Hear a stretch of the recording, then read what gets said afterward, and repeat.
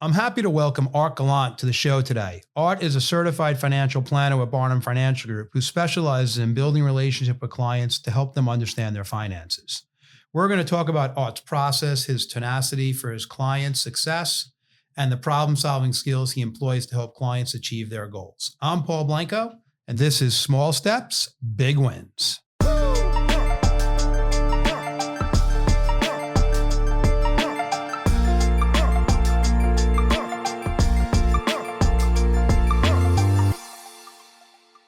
All right, Art Gallant, welcome to Small Steps, Big Wins. I'm so happy to have you on the show today, and it's been fun watching you grow, and I can't wait for you to share this with the listeners. Thank you. Yeah, I appreciate you having me here. You got it. So let's dive in. Like, I know that you were an athlete, and as a childhood, in your childhood, you played in college. You were a wide receiver, and I don't know if you played other sports, but I'm sure you did when you were younger. But and I felt like as an athlete as well that I was able to take a lot of that stuff on the field, and a lot of it applied in business. So I think let's start there. And did that help you in the beginning part of your career and as in today too? Yeah, I definitely think it did help me a lot. It also led me to this career or this type of business or, a business where, it's a meritocracy type environment. And that's what I wanted. And I didn't know that I wanted to be a financial advisor when I came out of college, but I knew that I wanted to be in a competitive type environment. And looking back, certainly athletics probably played a big role in that. And, I was always competitive when I was younger, and I really enjoyed that environment. And I also felt like it kind of leveled the playing field, so to say, as well. And Sure. and I think at this firm, it's the same thing, where you can really go wherever you want your business to go based on, how much effort and work and skill you put into, your field. And so, I feel very fortunate to have found Barnum and you as well, because I knew that you played sports growing up as well. And we had conversations when I was going through the interview process about playing football and, how you had played football when you were younger as well. And so, yeah, that's why I encourage my kids to play sports. And I really think it provides something that you can bring with you throughout the rest of your life. I agree. And I also think, for me, football provides something a little different than other sports did. And, I know there's been a lot of criticism with concussions in football, and I totally understand that and, can appreciate that. But, from one football player to the next, there's this kind of warrior mentality. I agree. That you have on the field that you connect, with your team Correct. through, that you kind of bring with you in life. And maybe you get that in other sports, maybe you don't, but I think it's different. I think it's different. I agree. I agree. Yeah. And I think that, you made some really interesting points. I remember coming out of college and wanting to have a career where I got judged on my effort and my results, not on, who I knew or what I did and what I didn't know or stuff like that. And I remember athletics really played a lot for me. And I also think as an athlete, when that ends, because it always ends at some point, finding something that kept those juices flowing was a big deal. So tell us, like, like I said, you said football led you to this because of some of the things that it had, but how did you find what made you want to really, what was the defining moment to get you in the career? Sure. So I interviewed at a number of financial firms. I did want to be in the financial sector. That was a goal of mine. And I interviewed at a number of financial firms. Joe Catula was my manager early on and the person that interviewed me. And I was very attracted to him. He also was a fellow athlete. Yep. And a role model and mentor of mine early on. And so early on, I was kind of signing on with Joe, right? Yep. And then I got to meet you and Barnum, and I felt like it was an environment that I could thrive in. It was certainly a firm that I wanted to work for and represent. And, I feel very fortunate to have found Barnum.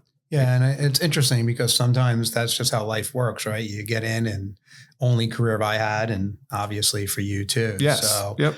Let's talk about the beginning though. Like, what was your mindset like? You get started, you know this is the career you want, but I know it's not simple. But so what? So how'd you get started? Like, talk about that. I remember because my wife, Kylie, who was my girlfriend at the time, we were trying to figure out what we wanted to do, right? Both she and I came down from Maine. We didn't have any family down here. Yep.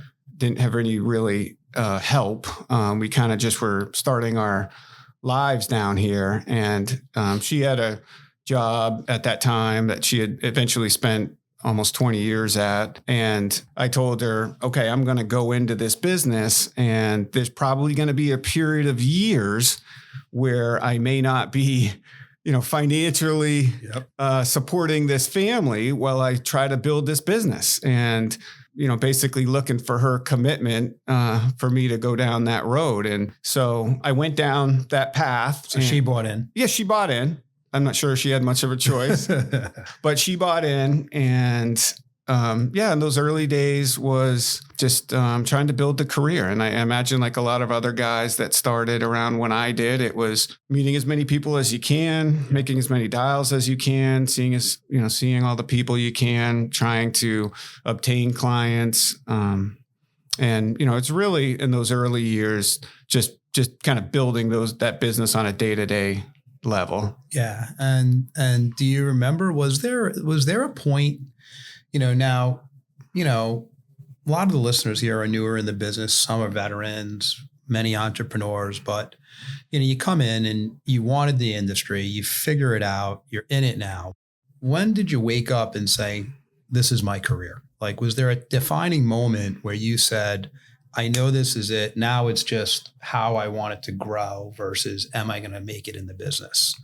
Was there a time? Do you remember that? Well, around, I think 2010, actually my father passed away around that time, and I was probably, a few years into the business. And that was a, defining point in my life where I dedicated myself to this business. And I also decided that I wanted to, just change the way that I was living as well, and just really try to be the best person I could be.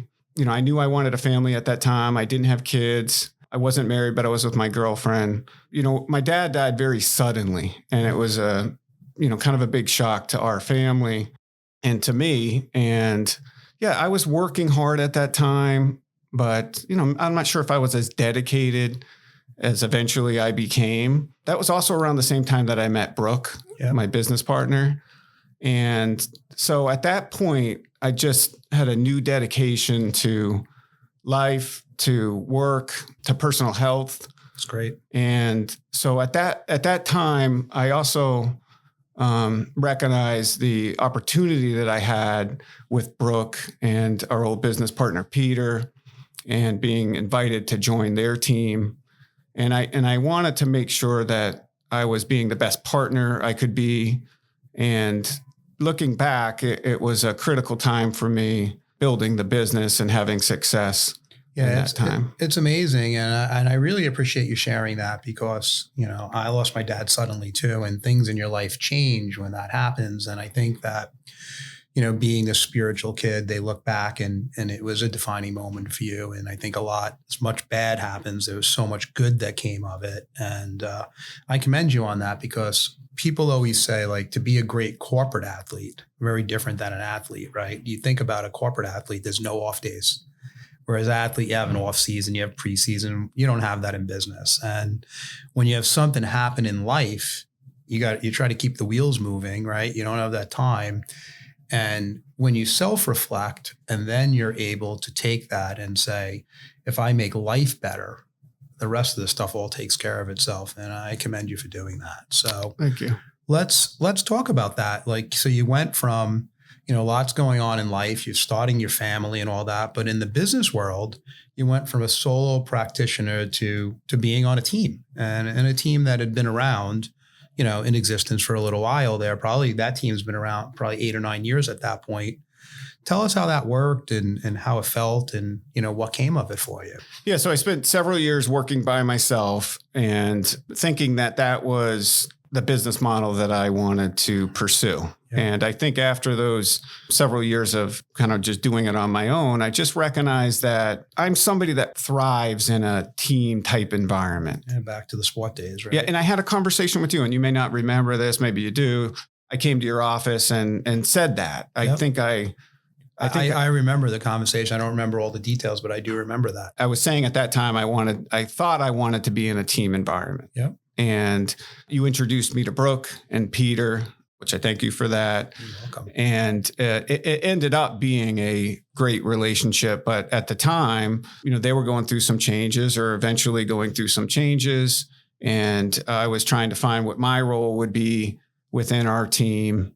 And so it really was just kind of defining roles early on within that team. And then, one of the great decisions that Brooke and Jeff, her husband, made was bringing Jeff into the business. Yeah. And so that was just a phenomenal, decision on their part and on our team to be able to have him as an operations person. And so that was also a time for us as a team to build and continue to grow and use his skill sets to allow Brooke and I to do what we're good at, which is meeting people, bringing on clients and that. Yeah. And listen, when you're able to, the ultimate for a financial advisor is to become that financial doctor, right? Where you're with patients all day and you're with clients all day. And you have someone like Jeff behind the scenes that's really helping keep the engine running, right? So you and Brooke can do what you guys do.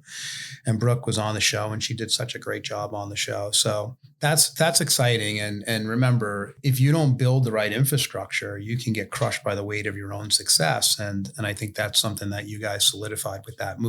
So I think another big change for you, though, was you were looking for clients and really out there hunting all day long. And then, you go on this team and we have a program, Plan Smart, which is teaching in the major corporations. And that team had been in a couple of big companies. And, fast forward now, 13, 14 years later, you guys are still doing that. And most of your clients are coming from these corporations and referrals from those people, excluding the clients you had when you came on the team. But talk about how that works and, how those relationships are built with those clients. Yeah, I feel very grateful to have had this opportunity to be able to go into some of these corporations and teach these workshops and meet clients or, prospects and obtain clients from these venues that we teach at. Number one, it's very fun.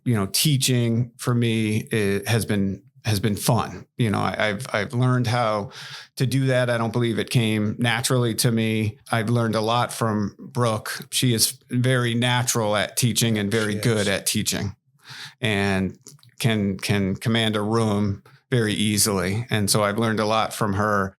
As far as meeting people and obtaining clients that way, it's been great. It's been great. And they look at us as experts, and that we believe we are. Being in that business for 20 plus years, we know the ins and outs of that corporation, of their benefits. That's what we specialize in. It's also allowed us to build a client base that's is very homogeneous. So our clients are very similar to each other. Yep. And so we can manage our business in a much more efficient way because our clients are very similar, whether it's managing money or the investments that we use or, our processes, those types of things. It's much more efficient because, again, of their, similar backgrounds.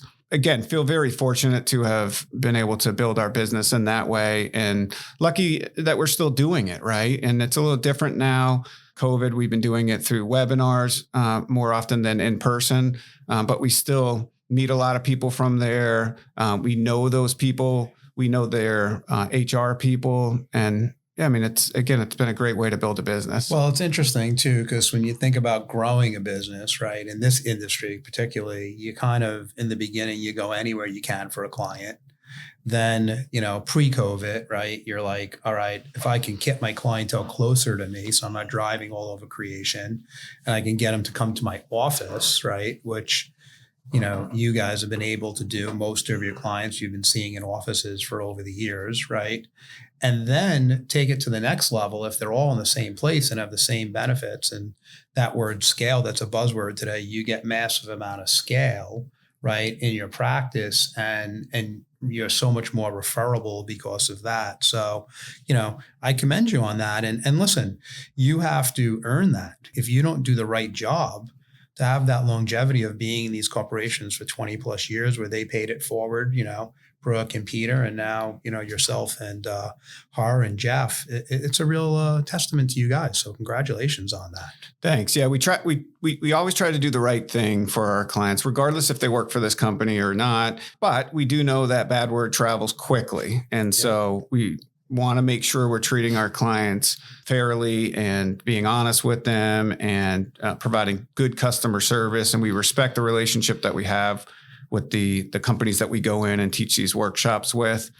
And so, yeah, we think we are providing a good service and we get a lot of referrals from them. And, hopefully we continue to work with them going forward. No, it's great stuff. And, my favorite business book is Good to Great. And as you're speaking about it, I'm thinking to myself, one of the strategies in that book is called the hedgehog theory. It's do what you do really well and keep doing it.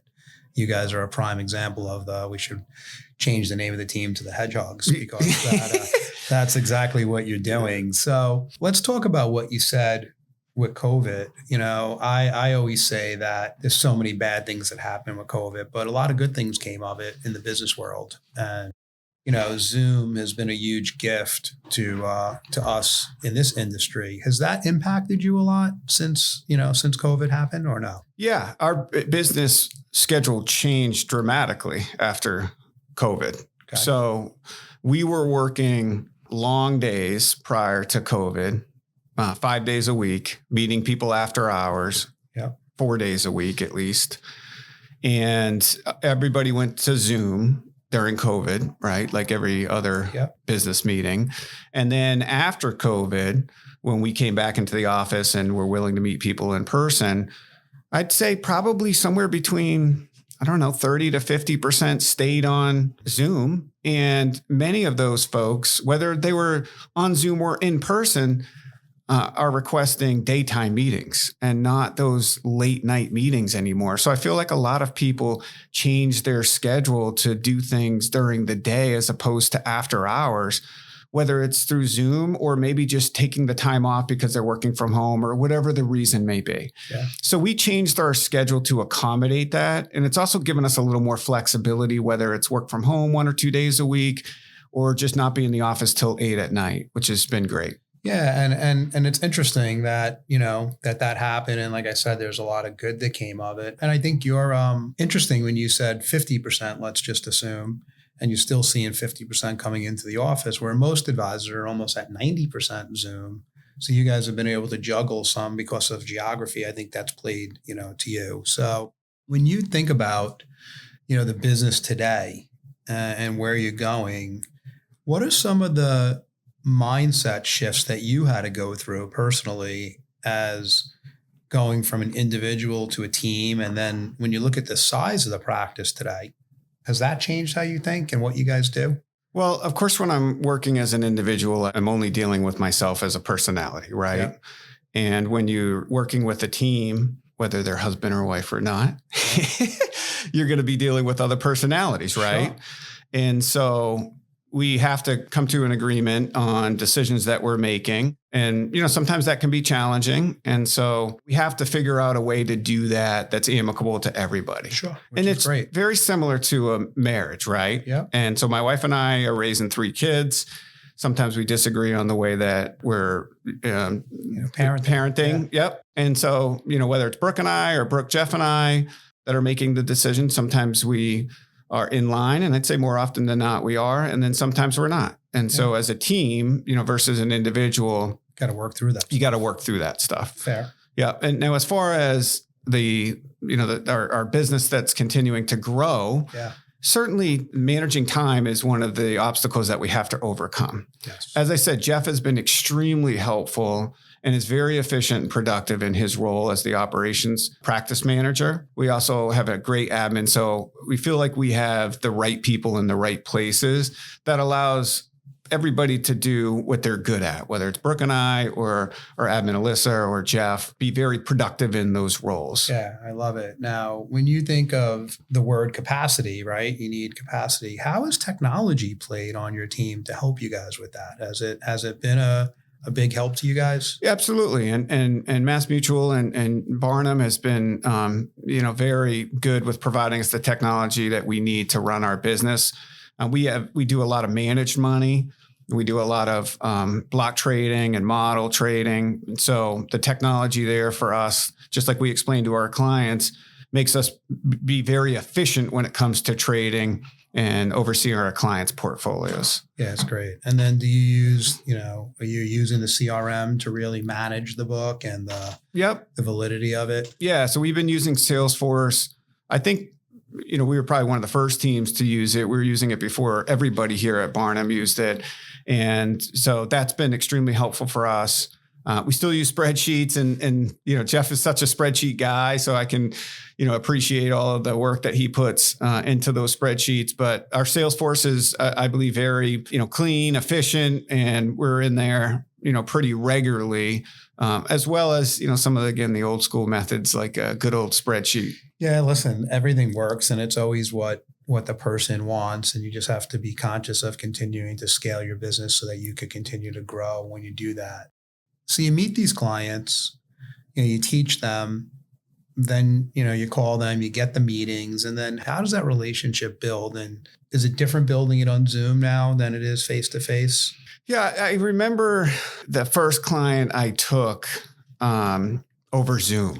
Like I didn't meet them in person. And actually this client too never turned the video on. Oh my God. Because I think they just weren't they didn't know what to do. They didn't know what to do. Yep. Exactly. And I remember telling Brooke, Brooke, I'm taking on this client. I have no clue what they look like. And I believe it's going to be a good relationship. Sure. I've had many meetings with them.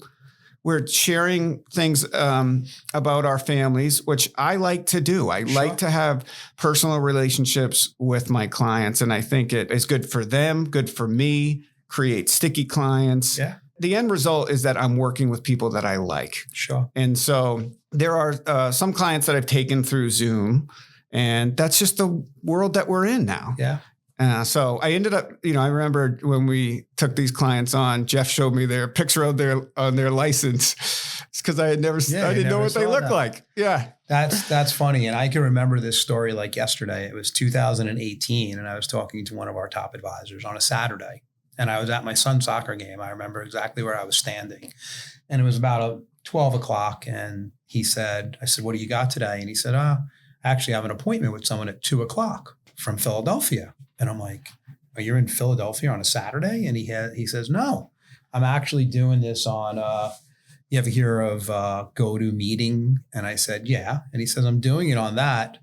I met this client, was referred to me, and this is my third meeting, and she's going to invest, all of her assets. And it was a substantial amount of money. And I said, wait a minute, you're not meeting, like you're not even going to go shake her hand to get the money? And he goes, no, she doesn't want to. She's really happy the way we're doing it. And I'm like thinking to myself, it kind of just stuck in my mind. And then literally 2 years later, it became a business. One thing that I will share, I think the industry in large, and this is a little coaching, so make sure you're listening to all you listeners, but I think the industry in large got a big growth for the people that were able to find more people to see, like yourself, because they were able to see double the amount of people in Zoom. But I can't think of anything that's going to happen in the next 20 years that's going to do that. So now, like athletics, I think it becomes a game of inches, right? You go in the off season, you try to get a little stronger, a little faster. You're doing different things as you get to that elite level. I think of a lot of advisors, like you just said, one of the things you like to do is meet their, get to know them and your family and all that. And you can still do that effectively on Zoom. But if you were with a client and you were drawing a lot of pictures and you were illustrating things to them at a kitchen table or in an office, if you don't get effective at doing that at some point on Zoom, and that becomes just the way we do business going forward, it'll be a major paradigm shift. So make sure you guys are looking at that and working on your craft, Yeah. When you think of the future now, young guy, really built a great business, you're in the top, like almost 0.5% of the industry now. Like, what are you thinking about for the future? Like, where's your mindset right now?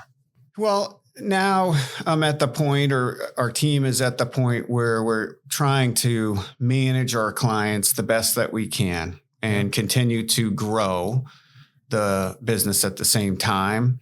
We're more selective on the clients that we take on. It's great. As I said, we like to work with people that we like, and it just allows us to be better advisors, provide better service. And so we're, a little more selective in that. Yeah, but you earned that. You've earned that right? Yes. Yeah. And again, we're still trying to grow our business and really just provide the best customer service we can for our clients. And I think we have a good model in place where we can do that. Obviously there's obstacles that we're trying to overcome like other people, whether it's on the regulation side, whether, it's market stuff, more competitiveness when it comes to, managing money and, online trading, robo-advisors and those types of things. I will say the clients that we take on really value that personal relationship. And so I look forward to that. I think, we may see that's the best part, right? It's the best part. And I didn't necessarily see that when I first came in this business. I did want to work with people, but one of the best parts about the job is providing a service to your clients and seeing them obtain their goals and, and be happy with what they're doing. And so that's been a gift that I didn't see early on. It's interesting you say that. 2 points is one. I remember as a young advisor, they never told me I can work in the day. So I was always seeing clients at night, and, being an athlete, I remember making a sale, but not even thinking about the sale, not even thinking about how much, it resulted in for me. I remember the impact I made, and I was only selling life insurance for the most part. And I remember saying, wow, this family is now protected. They could go on. I feel really good about what I did. And I would have a hard time falling asleep because it was like that dopamine hit, like it was almost like scoring a touchdown. And I remember, and that became my why pretty quickly because I was making an impact on people's life. And now when you think about doing the protection side and then the investment side, like people now are able to retire because of the work you're doing and they're protected. So I think that's a big deal.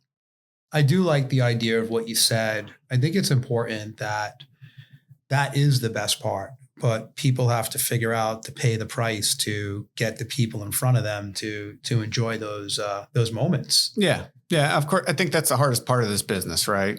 You could be the best financial advisor in the country, but if you can't get the clients, correct, you're not going to have success. Yeah, it's interesting because I know now, obviously, not every client that you meet with, even if you like them and they like you, come on as clients. But I would love to understand, like, what was the mindset early career when you had some of that? Did it affect you really badly when you had some of that client that everything went great? Yeah, it did. How did it affect you? Well, I imagine a lot of people have that scenario where you worked hard to try to get this prospect and turn them into a client, and you're confident that that's going to happen. Correct. And then they come back and say, oh, no, I went with somebody else. And you can't understand why, at least for me, right? I couldn't understand why they're not choosing me. Yeah, it's hard to be their advisor, right? And it's a little bit, self-centered to think that way. No, but I went through the same thing. Yeah. I remember I learned this. I don't remember who taught it to me, but I'm a curious person. So when I went out at night and I met with a young couple, that was one of my markets. And after 2 meetings, it was never 3 because that wasn't the norm then. But after 2, you got a sale and new client and they said no. I would call the next morning. I learned this, and I would call and I would always get the wife and I'd say, hey, it's Paul Blanco. How you doing? Hey, Paul, nice to hear your voice. And I'm thinking to myself, it's not really nice to hear my voice because you said no to me just like 12 hours ago. And I'd say, hey, listen, I think you saw my passion for this career and how much I love it. And this is my future. Like, I'm staying in this business. So I just have one question. I feel like we hit it off. I did everything. I thought you guys were on board and you decided not to go with me. Can you just coach me on what I could have done differently? And probably 6 times I would end up getting that client in a week or 2. 4 times they would say, like, they wouldn't even give me an answer. They would, It may have been just procrastination. I would convince myself it was that, but Yeah. that's really good. And I'm glad that, and I think athletics plays into that because you don't always succeed in athletics. So. Well, again, going back to that mentality of, football player, baseball player, whatever it is that you're into, there's going to be obstacles that you'll have to overcome. Correct. And in business and in life, you're given those obstacles. And I really feel that's why, those athletics translate into it stays in your DNA. Yeah, for sure. You're just pushing through. Yep. Pushing through. Yeah, because it's just an obstacle that you have a choice to decide what you want to do with it. So I guess in closing, Art, this is amazing. Congratulations on all your success and your team's success. It's really a pleasure to work with you guys each day. Thank you. I guess what's next? More of the same, or well, you got any big plans? Well, like I told you at the start, we're my wife and I are raising 3 kids, and you're in the big stage right now. Yeah. So personally, that's what we're focused on. That's awesome. And for me, I'm focused on trying to be the best father, the best husband, the best friend, and then professionally, just trying to get better at this role too. And, the title of your program really is kind of what I'm focused on, which is if I do the day-to-day things, the big things take care of themselves. Correct. When I first came into this business, all I was focused on was the end number. And our business is kind of like that. Sure. Like, what are you going to do for the year? Correct. And so, for me, it's really focusing on the day-to-day stuff. I love it. And then eventually the big stuff takes care of themselves. Yeah, you took my clothes away. I was going to say that, you just if you keep doing what you're doing and taking those small steps, you're going to get huge wins and big wins. So congratulations on all your success. And I can't wait to have you back one day and hear all the stuff that you did going forward. Keep winning the day, Art. Thank you. I appreciate it. You're doing it amazingly. And I love the MO of just becoming that complete person. The world's a better place when people do that on a day-to-day basis. So thank you, guys. Small steps, big win. Apple, Spotify, share it. Great episode with Art today. And please share it with your friends. Give us a good rating, and let's keep going. We just hit we just cracked our 50th episode. So we're excited about the next year ahead. So Art, thanks for being on the show. Appreciate again. it. You got it.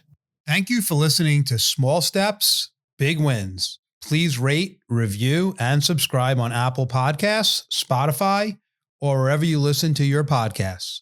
Every bit helps. You can also follow us on Instagram at Small Steps, Big Wins. All opinions expressed by the program participants are solely their current opinions and do not reflect the opinions their respective parent companies or affiliates or the companies with which the program participants are affiliated. Investments or strategies mentioned in this program may not be suitable for you, and you should make your own independent decision regarding them.